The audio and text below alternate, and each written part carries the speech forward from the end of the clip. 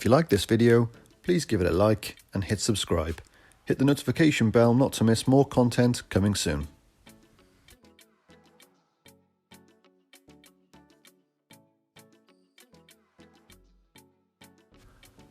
Welcome back to another episode of FPL Squad Picks.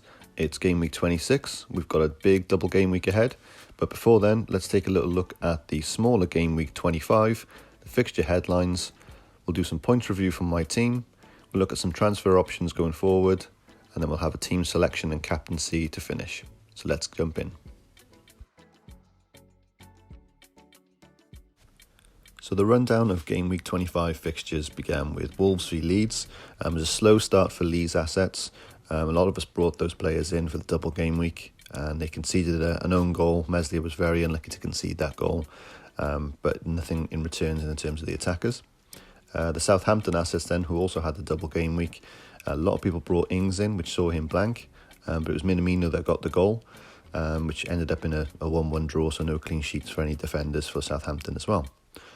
Pope also picked up another clean sheet against a West Brom team who equally didn't score, but neither did the Burnley team. So kind of a bit of a bored draw, but good for anyone holding those Burnley defenders from the previous double game week.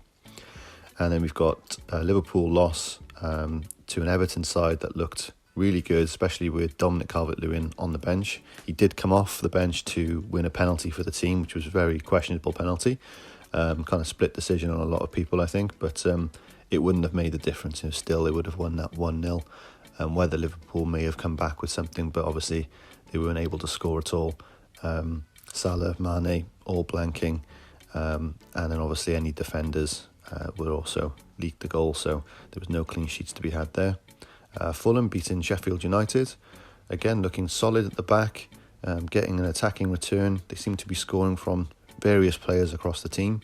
So yeah, it was looking pretty decent for them. They seem to have turned a bit of a corner in trying to stay in the Premier League. You've got the Hammers that beat Spurs. A lot of people were thinking Antonio might not play, might be not fit enough. I was one of them that actually transferred him out, and then he went and scored against Spurs. So still looking good there for Antonio owners. We've also got the Foxes. They beat Aston Villa. But it did see Maddison go out with an injury, so I think they got Vardy back now, but Maddison, that was that sort of creative spark. I think Cam Barnes sort of picked that up with Telemans, only time will tell. We've got a Man City win, surprise, surprise, but only a 1-0 against his former managerial friend there in Arteta. There was a Sterling goal, and not much else really, just if you had the defenders, again, you've got another clean sheet, 6 points. We then looked at the United-Newcastle game and another 3-1. In the last two fixtures they've played, they've actually beat them 4-1 twice. So I was thinking it was heading in that direction. But that was a good performance from them. Nice to see Dan James back in it. Hopefully he's not too badly injured from his Europa League performance. On to Brighton v Crystal Palace, which saw Crystal Palace win. But with 2 shots on target, 2 goals came. So they were very unlucky, Brighton, to come away with a loss there. But those two goals came in from 2 clinical shots on goal. For the final game of this game week, we saw Leeds v Southampton, which was the only double fixture of this week. And it saw a really strong Leeds performance, managing to keep Southampton out, who had Ings on the bench. They just couldn't get anything against the Leeds defence. Meslier obviously had a really good performance against Wolves, just conceding that 1 own goal. But in terms of the attacking returns, Rafinha had an absolute stormer and did come away with a double points haul. But I'm not surprised if he would have had more points than that. A lot of chance for assists, a clear breakaway on goal, and just couldn't put it in the net. But still, both him, Bamford got the returns, and then we saw Dallas push up the field towards midfield and also get his goal. So good for Leeds owners, not so good for those of you who transferred in Ings. But let's have a little look at the game week 26 going forward. If you'd like to keep up to date with the latest video posts, locked in team selections, and chat during the game week, then you can follow me on Twitter at FPL Squad Picks. So here's my team from game week 25. It did unfortunately come away with the red arrow. It's my first red arrow in 9 game weeks, but I had a good total points of 79. I was quite pleased with that, considering before that final Leeds and Southampton game, I think I was on about 40 to 50 points. I did have a lot of chopping and changing around with the original starting 11. Both Foden and Cavani didn't play. There was a bit of a question mark around Cavani. And if anyone out of the City boys, I was kind of expecting Gundogan to be handed a rest. But no, it was Foden that made the bench. So both those players were in my original starting 11 and then got switched out. So I did take a points hit last week from transferring 3 players. So I transferred, I think it was Antonio to Bamford, which again was a really good option to bring him in. I had him previously, but I think it was just that thing of I can't really go without him this week in the double. I also transferred out Souček to Rafinha, and that would have been my 4-point hit and two transfers done. But I left it a bit close to deadline, and the price rises had happened, so it priced me out of that move by 0.1 mil. So I had to look elsewhere to try and find that money if I was set on getting those 2 players in, which I thought I was pretty set on doing that. I already had Dallas for the double, but I thought those 2, if they do get a points haul, I'm going to be missing out big time. So looking around the rest of my team, Justin was still in my team with a long-term injury, so I took it as a chance to see if I could get that position sorted with a different transfer. Looking forward, Brighton's fixtures look pretty good, obviously minus the Crystal Palace shock defeat there. So I brought in White for Justin, and that obviously then saved some money, which left 0.4 mil in the bank and meant I could bring in both Rafinha and Bamford. I know that Antonio did score in this game week, but obviously Bamford getting his returns and some bonus points there, I wasn't too disappointed with that. My reasoning for the 8-point hit really was to cover both Gundogan potentially benching, but obviously it was Foden, and Cavani was a question mark, and having Justin on the bench, knowing that he was out long term. If Cancelo was also handed a rest, because it was kind of likely that might have happened, which didn't, thankfully. It was a case of that I've got 3 playing players that are potentially going to come off, and I've only got 2 bench options, and Sofal was the other option. I was thinking, Spurs are gonna get a return in this. Whether they win or not, obviously, was another matter, but I knew they probably would have put something in past West Ham. So I thought you're going to have a defender with only potentially 2 points, which he did. So I brought White in as a bit of a backup option. He ended up getting less points than Sofal. So, but at least I got 1 point coming off the bench, and I was able to both bring in Rafinha and Bamford. So overall, it was a big points hit to take. But even if you mind the stat off the 79, still coming away with a 71 score is pretty good. So I'm quite happy with that in terms of my overall position. We've got then the Leeds players that came in. They really saved the day. And Bruno Fernandes, obviously. He was just, again, getting those points in. So consistent, seems to be no matter who he plays. He has just played another half in the Champions League. So I can't see him being benched now coming forward for the next double game week. But we'll have to obviously take a little look at that. So let's jump in and see for some transfers going forward for the next game week, 26. If you're enjoying the video and would like to support the channel, please hit the like and subscribe buttons below. Now let's get back to it. So we're at game week 26. It's the big double. As you can see, there's a lot of fixtures listed there on the right hand side. So here's my team as it currently stands. And I think I've got a few transfer options that I'd like to bring in. But I'm just going to talk a little bit about my thoughts of why some of them might not be possible, and what I'd have to do to get those players in if I really did want them. So we've got a little list down the side there of some Spurs, Man City and Everton assets. Fully aware that there are lots of other players to pick from, and also bearing in mind who I've got in my team already. But for me, in terms of what I've got as a budget left, I've got the 0.4 mil in the bank. I think my overall value is 99.9 mil. So with what I've got, let's have a little look at what I can do with my team. So first up, I've got Kane and Son. So both these players look to have good fixtures on paper. I know there's a lot of debate between Burnley being a really defensive side, Fulham seeming to have turned a bit of a corner and getting those defensive returns now as well and keeping some clean sheets. And Kane and Son, although been getting consistent points, but sort of seem to be just single points, 1 goal here or there, 1 assist maybe each for each other even. So there is a lot of debate amongst them, but I think if you do look at the fixtures going forward as well, I think they've got Crystal Palace after this week as well. So if you're going to bring them in, they're worth holding on to for the long term. And they've also got that fixture in the Gameweek 29, which was added against Aston Villa. So they are good assets to get in now, especially make the most of it if you can, and then hold going forward. So here's an option for me to bring in Son.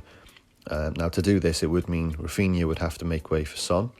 And to do that, I'd need a bit of extra money in the bank, so I'd have to then switch out Pope to Fabry. So that move could be done. I think that leaves me with 0.1, so it's kind of on the border. But with that, then I'm obviously looking at the setup of the team. I'd have probably 2 up front with Cavani and Watkins. I then have 5 across the midfield, which are all playing in the double game week, and then 3 at the back, and Martinez in goal. So that would leave me then with only 1 player, Dallas maybe, or White. That would be a non-double game week playing player. So I'd only have 10 going out there with double game week, and I would have had to take a 4-point hit to get that done. Looking across to his teammates, we've got Kane. So if I was to do something very similar, again, it's just bringing in Fabry for Pope. I could bring in Kane for Bamford.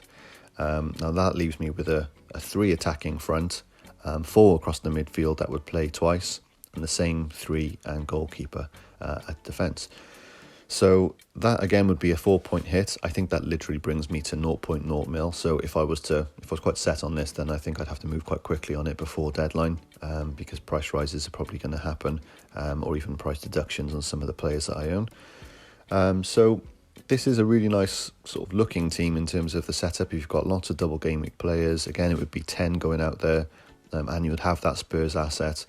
But looking at who I'm having to take out then to do this, both Rafinha and Bamford, they have got Leeds this week. So playing one of them potentially wouldn't be terrible. They could get a return, especially with the Aston Villa team without Jack Grealish. I know he's not a defender, but he is that sort of spearhead of the team. So would that affect them in defence as well? But I think that it's kind of going to be a little bit of those Leeds players. A lot of people are going to look to bring in for the Game Week 29 blank. They haven't got great fixtures going forward, but they seem to be getting good returns regardless. Even if they leak 3 or 4 at the back, they're still managing to get 1 or 2 going forward. So it's just a case of, would I be taking out a player just to look to bring them back in within the next week or 2? And is it really worth it for that double game week this week and to hold that Spurs player going forward? As we've all seen, KDB is back. He is back, but how much is he back? So a lot of people have been discussing sort of, is he up to full fitness yet? He did make a bench appearance. He then didn't play in the next game then in the Champions League.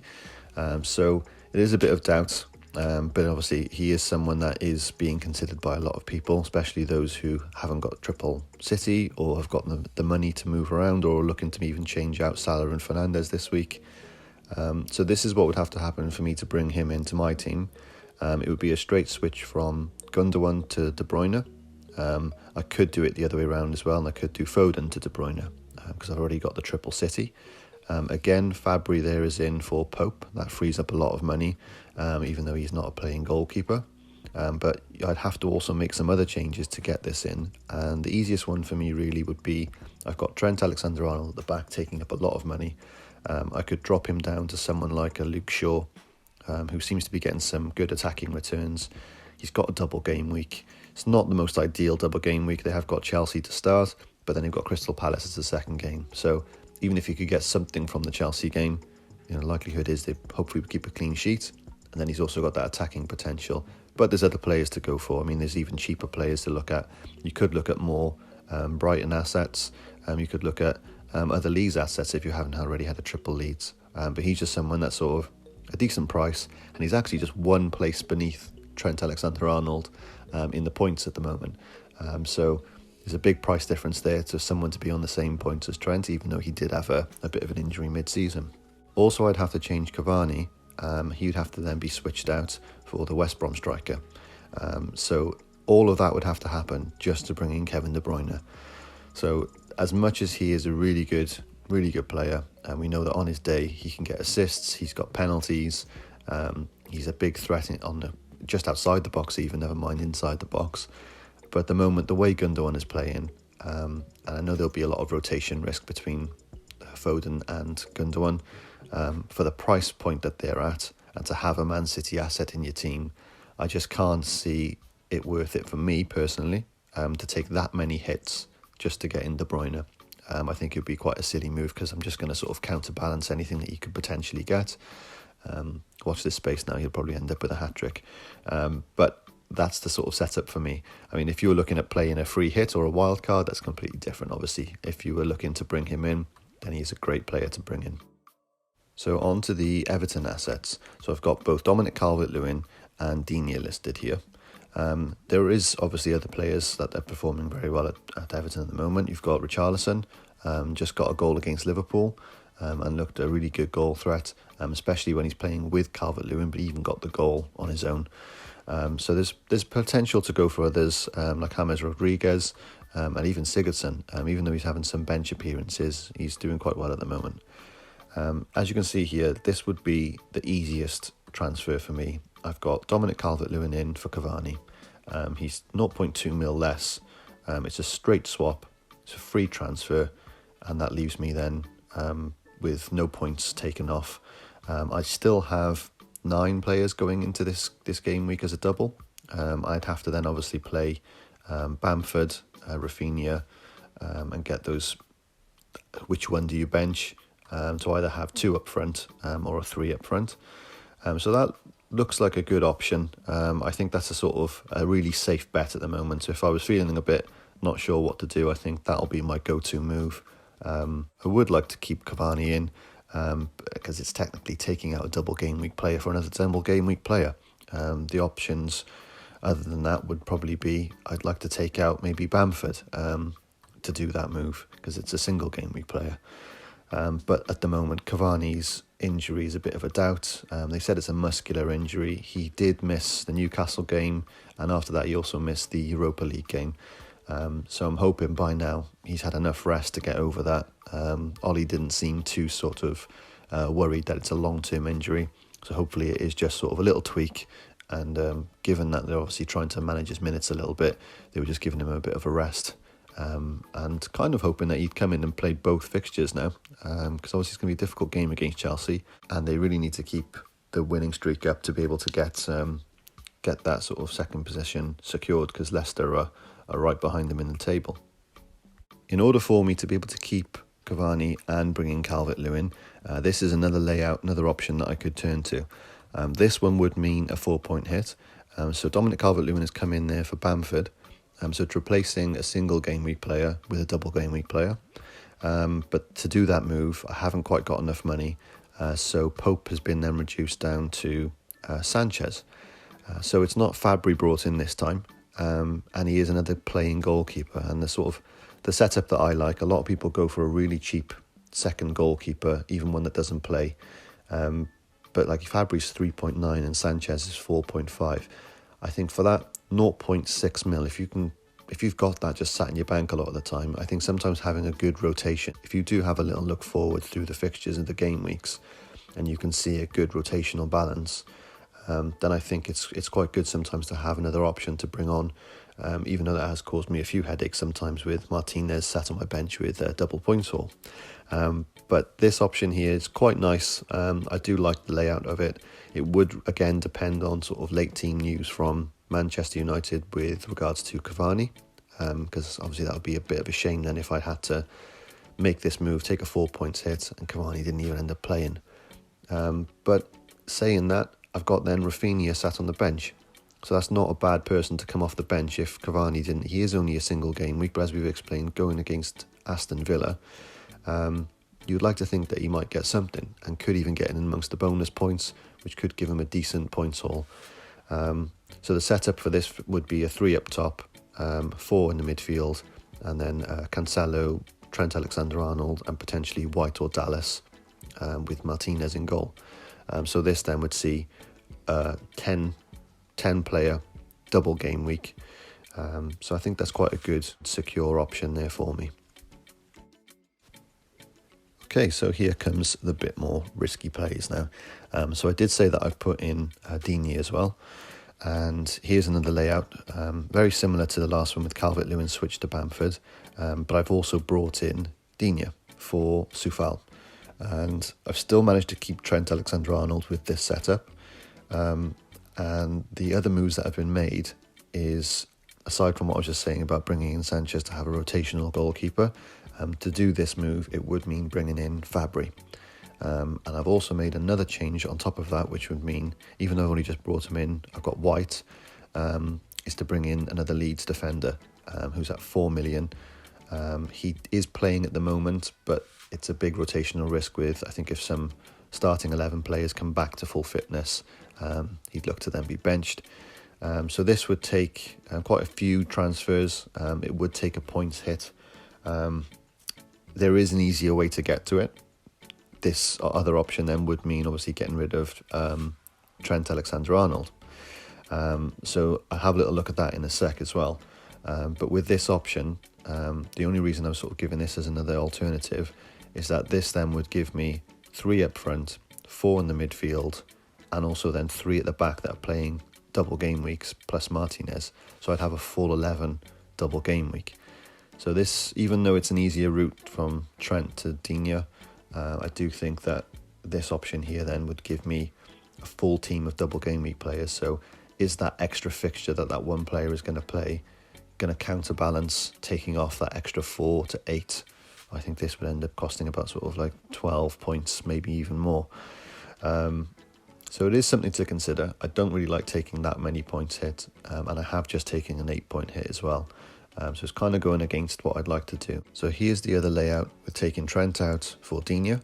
And as you can see, I've got Calvert-Lewin for Bamford and Trent as a straight switch for Digne. And that's it. Still got Pope. He's a rotational goalkeeper option. I haven't made any other changes across the defensive line.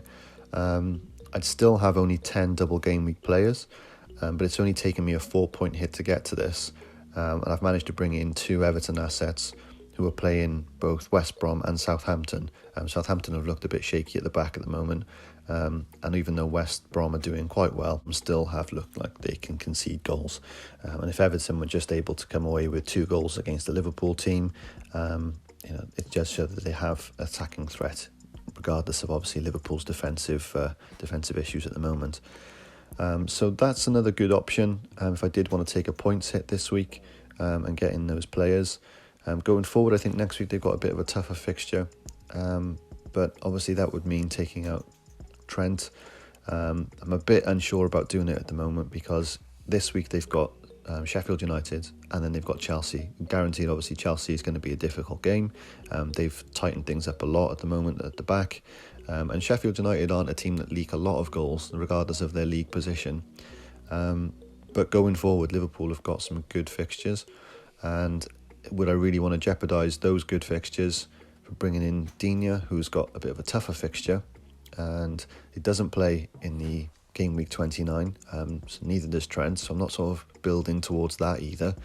It would just pretty much be for this double game week, and I'm still only left with 10 game week players. So those are my thoughts on my transfer options for this week. Obviously there's a lot of toying around there that I need to get sorted. There's quite a few different people I'd like to bring in, and I think I've just got to weigh up really, is it worth points hit this week? Will I get the returns that would just balance the amount of points hit that I'm taking? Ideally, if I'm taking a 4 to 8 point hit, I think that would be doable to get those points back in this game week. I did it with the Leeds players last week. I took an 8-point hit and I brought in the defender. So the defender for Brighton only got 1 point. But both Rafinha and Bamford got double point hauls. So I'm quite pleased with that. I got those, in my eyes, I got those 8 points back and then some. So it was a good move. I wanted those players in for the game week 29 fixture anyway, because they obviously play when everyone else blanks. So it was worth it to build for that team and make use of that double game week that they had. So I think that's a lot of the questions that I'm going to be asking myself this week, especially around sort of the Spurs assets, because they're going to take the big hits to bring in. I think I'm pretty set on my City assets, to be honest, Man City, even though I'd like to have KDB. I I think he is still a rotational risk, and plus his injury that he had, is he up to full scratch yet? Will Pep want to sort of ease him back in, especially if he thinks that, they've got a bit more of a buffer at the league there, and if they go ahead, they might sort of just think, okay, we can pull him off. So either way, if he starts or doesn't start, I think he's going to get his minutes managed. So I don't think he's worth that big price tag when you could go for the same sort of rotational risks for half the price. So yeah, I think it's going to be a bit of a tough one between bringing in Spurs assets or bringing in the Everton assets. But I think the Everton boys have got the sort of better fixtures, really. Because I think even though it looks like on paper, as I mentioned, Burnley can keep clean sheets. You've got Fulham, who have turned a bit of a corner defensively. I'm not saying that Spurs aren't going to score. They probably will. But it might only be the one goal here or there. If you look at Everton's fixtures and you think against Southampton, against West Brom, will Calvert-Lewin score in both? Will he assist also? Will Digne from the set pieces get some assists?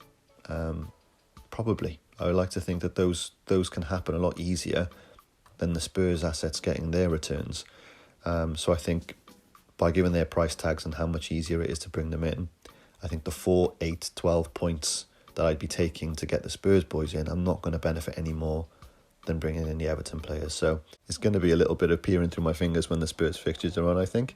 But we can't have everyone. I think that's sort of an overarching thing with this, is that there's so many good potentials within this game week, but not a lot of teams have got sort of standout fixtures that you'd want to go for. It's just going to be a bit of a mix. There's going to be a lot of transfers in for these same sort of players. So here's a little look at my starting 11 potential. In this option, I've done the Cavani to Calvert-Lewin switch. So it was just a free transfer hit. I haven't actually made this transfer yet. I will be leaving it close to the deadline to find out some sort of late injury news on Cavani. But I just wanted to give sort of a rough overview of what it could look like. And that move is the sort of easiest and safest potential that I would be looking at. So with that setup, I've got my bench there on the bottom left-hand side. And these would be the starting team. So obviously doing that, it's a very safe move, but it does leave me with 2 single game week players. And as you can see, I have got Bamford on my bench and Rafinha playing. That is still a decision to be made if I did go for this setup. Bamford can get loads of goals, but I was just looking at that last fixture against Southampton and a few fixtures prior to this. Rafinha has just looked such a threat. Never mind getting the goal himself, but also assisting, and he's on the set pieces. He's just whipping those balls right into the box for anyone to get their head on. So I think that Rafinha has got a bigger potential for some attacking returns and bonus points. So he's in there at the moment. I've got Dallas at the back. I could easily bring in White and hope for a clean sheet against West Brom. But again, I think just even though Dallas has got less of a likely chance to keep a clean sheet, he's got more of a chance attacking-wise. So it's sort of backing the attacking threat over just a defensive clean sheet. So I've also got the captaincy on Bruno with Fernandes at the moment, and Salah as a vice-captain. Both of these have got Chelsea, but they've also got Crystal Palace and Sheffield United. I do think that Fernandes is one of those players that regardless of the team, he can get an attacking return. They're both on penalties, so obviously if anyone goes down in the box, he's back on it, and he has had a lot of penalties this season. So fingers crossed he would be able to get something back from those. But there's an option there. I've got obviously bringing Calvert-Lewin in to captain him. And I think given the fixtures that it could be a really safe bet. Again, I'd probably leave that a lot later just to make sure I've listened from Ancelotti's sort of team news, because he had come back from a little tweak. So when he played in the last game against Liverpool, he had come off the bench. I'm sure it's nothing. I'm sure he's had his rest and he'd be fine for both fixtures. But just in case there's any sort of managing minutes sort of talk, I wouldn't want to have that on my captain. So Fernandes is sort of like the set one at the moment, and he's the other option. I could look at the City players, but there's just so much rotational risk. I think it's not worth the potential gain to have only one fixture play, and they could, like Gundogan had, that one fixture in the last double game week that City played, got a massive return, but then Fernandes also got a good return in the single game week he had. So I think there's some good sort of discussions around captaincy to be had. and some good viewpoints for any player. But I think I've got 3 or 4 good options there across sort of Gundogan, Fernandes, Salah and Calvert-Lewin. I'm leaning towards Calvert-Lewin a little bit more, but at the moment I think, again, the safe bet would be to keep it on Fernandes. So I could make some tweaks to this team. As I mentioned, it's not set yet. I haven't locked in that transfer. So I could end up transferring a few other players around just to make sure I can get a full starting 11 that have a double game week. Here I've only got 9 players that are playing in the double. But it is balancing, obviously, those hits and the points that you're going to take to do that. I've only got 1 transfer this week. So it is a bit of a tough choice to make. But I think the other side of it is that if you are going to take some points hit, 4 or 8 points this week might be worth it. If you're going to bring in a player that's playing 2 fixtures, you'd like to think they'd have 2 points of appearance points if they're going to start both fixtures. So that's 4 points off the bat already before you've even started. If they're a midfielder or defender and keeping a clean sheet, it's another potential point or 6 points. So yeah, I think there's some good thoughts around that in terms of if you want to take some hits this week, you could potentially go for it. For me, if I was going to bring in Digne, that would be a really easy move to be able to get another double game week player in that's got some attacking potential, and I could have 3 defenders that have got a double game week to bring it up to 10. So I'd be quite happy probably taking about an 8-point hit to do that. I know we mentioned previously I could have done Trent Alexander-Arnold, but again, that's just a like for like with the double game weeks.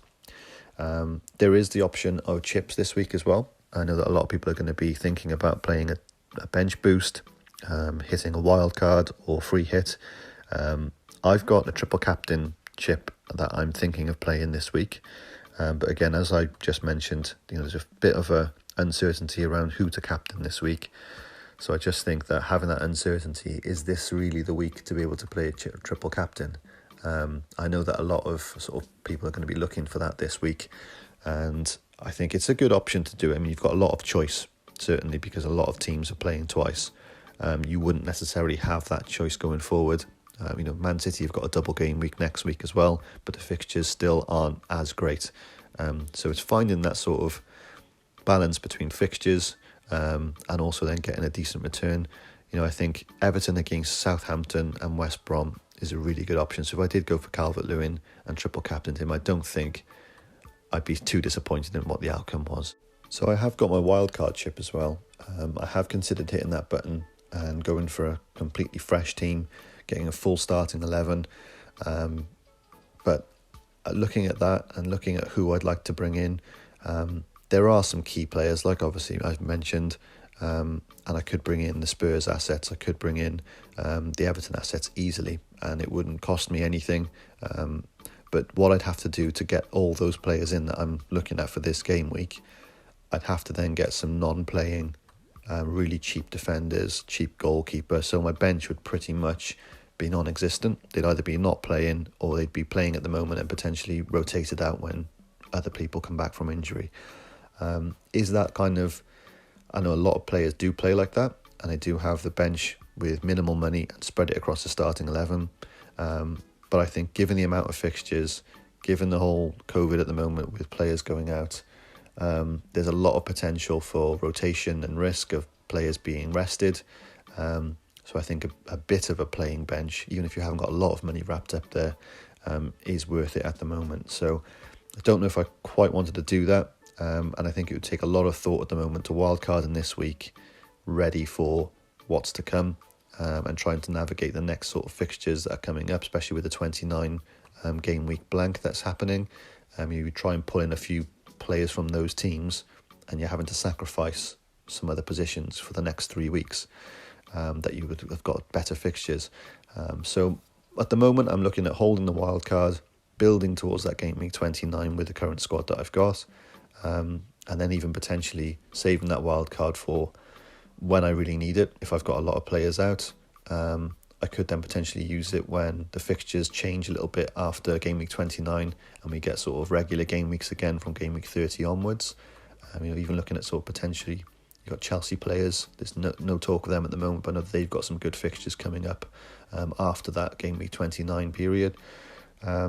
So there is some options there, and I could even just hold it for a bit of a last hurrah on the last day of the game week, and just go for a completely fresh team for that last day and see what happens.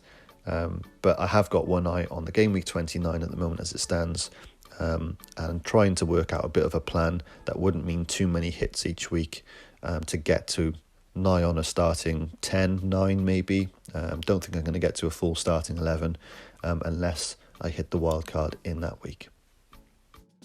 Feel free to leave a comment below about who you think will be vital this week and going forward. If you feel I've missed anyone, put their name below to hear mine and other managers' thoughts.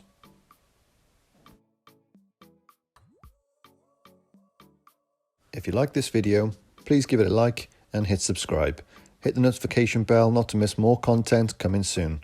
Thanks for watching.